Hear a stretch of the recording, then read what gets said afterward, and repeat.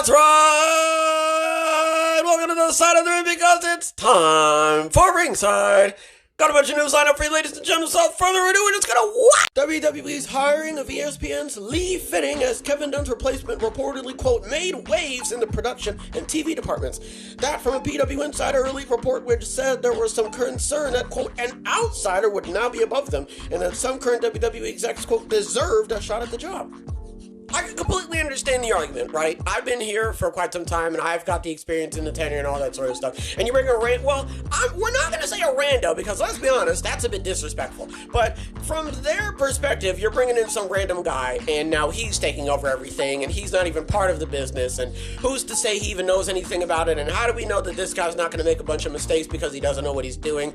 Because this is, he's never been in this type of field before, sorry. So I understand where they're coming from, but at the same time, right, they wouldn't put him in the position if he wasn't qualified for it. You know what I mean? Like, I feel like it would be the equivalent of, like, a Michelin star chef going to work at, like, a fast food place. It's like, how does he know how to flip burgers? Like, well, not only does he know how to flip burgers, he knows how to, like, flip burgers and properly, blanch the fries and all that stuff. You know what I mean? Like, he knows what he's doing. They wouldn't just throw this guy in there if this guy didn't know anything about anything or didn't know enough about TV or production quality or anything like that. So, on one hand, again, I understand the apprehension and the annoyance of some, guy who isn't with WWE and could potentially, muddy up the production in some way. But at the same time, like, he knows what he's doing, right? I mean, he's worked with ESPN, and I would argue, between you and me, I would argue that ESPN is way more professional, and the production value of ESPN is way higher than WWE's production value, and that's just off of, all of the talk shows and the interviews and stuff that they do. So, if there's anyone in TV and production and all that sort of stuff that I would put in that seat, it would be from somebody from ESPN, but that's just my opinion. So, I don't think that there's anything to worry about at the end of the day. I don't think that he's going to do anything. I mean, can you imagine if he was like a mole? That would be great. I would love that. That type of drama is what I'm here for, but I don't think that that's going to happen. So I really don't think that there's anything to worry about at the end of the day. Next, Pac was in Jacksonville for Dynamite yesterday per Fightful Select. The site notes he may have been there as part of AEW's multi-show process to get cleared from long-term injuries. When I first read this, I thought it meant that it meant that they were going to be taping multiple shows, and they were like, all right, well, since everyone's going to be here for a while, we might as well just, see if you can get cleared. But now I'm starting to think that the multi-show process is where he keeps going to every show backstage, and then that's when they clear him? I don't 100% know. I'm not even going to lie. I'm a little bit confused on what that even means. It sounds like they are trying to get him cleared sooner rather than later. It sounds like they're trying to, get him ready to be back, on TV in some time frame, I guess. I don't 100% know when that could be. A couple outlets speculated that he was going to show up at the time of this upload yesterday, but at the time, they thought he was going to show up on Wednesday. I'll just say Wednesday. I thought he was going to show up there, but he didn't. I don't know if he's going to show up next Wednesday or maybe in the next 2 weeks. I don't 100% know. It sounds like they're trying to get him, on TV a lot sooner. But yeah, I don't really know what the multi-show process thing means. So maybe that's what it means, and hopefully we'll see him on TV in the next 2 weeks. Moving over to WWE, on his Hall of Fame podcast, Booker T said Patrick Clark, formerly known as Velveteen Dream, reached out to him, quote, about 3 months ago and, quote, was trying to figure out maybe a way back into the business. Trying to figure out a way back into the business before you had even made an apology is a little bit of a... That's a bold move, I gotta tell you. Man, I do not 100% feel comfortable talking about this guy.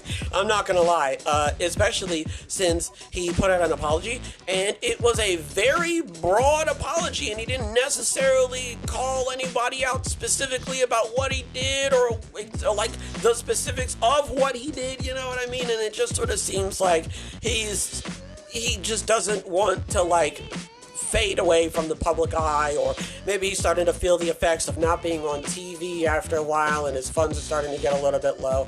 I don't 100% know. It feels a little bit weird that this guy is trying to get back in some type of public image and he's not necessarily doing it the right way, and I don't know, man. If you're gonna try and, get some type of I don't even know what to call it. Good graces, I guess. This is not the way to do it, and it just seems a little bit weird. And who knows? 2024, new year. Maybe he could turn around. I don't 100% know. Considering where we're at right now with him, it just doesn't seem like something that's likely. But it could always change. So I guess we're just gonna have to wait and see. What ends up happening with him.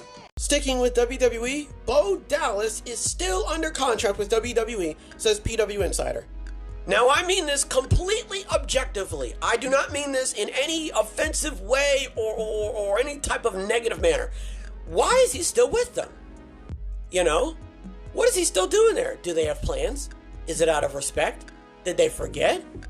Is he going to show back up at some point? There's a lot of questions floating around, Is he still going to be Uncle Howdy? Is he going to be Bo Dallas? Is he going to be someone else? Is he going to be Spooky? Is he going to be The Fiend? Or some type of iteration of Bray Wyatt? I mean, they are related, right? Brothers, right? They're closely related. Either way, okay. It's interesting. It's very interesting that he's still there. And we haven't seen or heard of him, but he's still there. So maybe that means that at some point down the line, we are going to see and or hear of him, I guess. I don't know. I'm very curious to this because, he obviously was going to have plans, but, unfortunately, things changed, right? So, I don't know, to be honest. So this is definitely something that we are going to have to keep our eyes out for. Maybe they're waiting for Alexa Bliss to come back. Maybe. I don't know. Very, very interesting, this. Very, very interesting. Finally, they couldn't confirm if it was a full-time or, quote, tiered per appearance deal, but Fightful Select reports Queen Aminata has signed with AEW.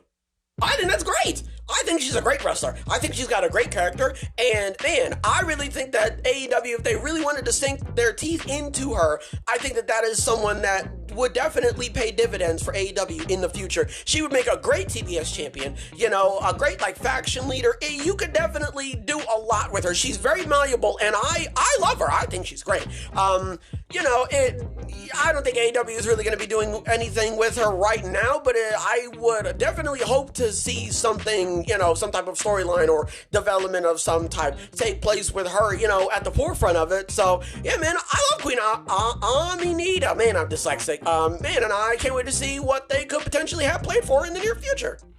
What do we talk about? All right, so there's two things that I did mention. The first one I just didn't bother to mention, and the second one I genuinely forgot. All right, so the first one. So way back in 2020, right, on the Jericho Cruise, apparently Chris Jericho was mouthing off to MVP, and I guess he didn't think that MVP was froggy enough to leap, and MVP knocked Chris Jericho out on his cruise. And according to Sean Ross Sapp, so the cruise knockout story happened, quote, just under a year ago, and Sapp mentioned other issues between Jericho and MVP, and Cassidy's sources also confirmed a previously reported hotel incident between the two wrestlers.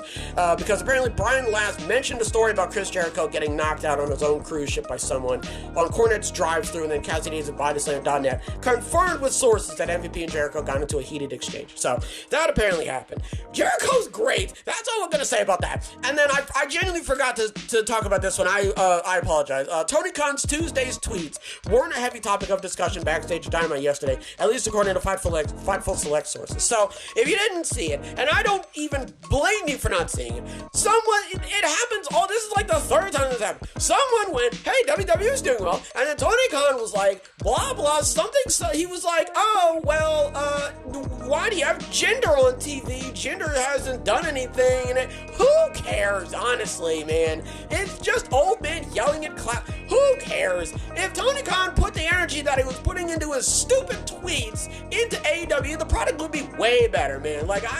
Oh man, Tony Khan and Chris Jericho, they're great, man. All right, so WWE's hiring of ESPN's Lee Fitting as Kevin Dunn's replacement. Nobody has anything to be worried about, man. They wouldn't put him in charge. Okay, they wouldn't put him in that position if he didn't know what he was doing. All right, there's nothing to be worried about, man. Lord have mercy. Pac was backstage in Jacksonville. They thought he was going to show up at Daly's place. He didn't, so I assume that means he's going to show up next week backstage potentially, and then then maybe the week after that, because it's a multi-show process type deal, so I guess that means that he is going to keep showing up until he's cleared, and that's why he's showing up backstage. I don't 100% know. Booker T said Patrick Clark, formerly known as Velveteen Dream, reached out to him 3 months ago. Now, there's no way the apology happened 3 months ago, because if that's the case, I'm getting old, okay? So that's why I was like, it's kind of weird to reach out to try and get back into the business before you apologize. Just seems a little bit weird and a bit shifty. Man, I don't like the guy. Okay. Bo Dallas is still under contract. Why? Objectively, just completely objectively, just out of curiosity, why? I'm very curious about that, you know? And they couldn't confirm it was a full-time tiered per appearance deal. Five for Select reports Queen Aminata. I keep calling her Queen Amanita. Amanita, counselor, and man, that was terrible. So, great wrestler, great character. Would love to see more of her. Don't think AEW is going to do anything with her anytime soon, so hopefully something develops in the near future. Folks, that's going to do it for this episode. Hopefully everybody has a wonderful tonight and a wonderful tomorrow. And as always, big hugs all around.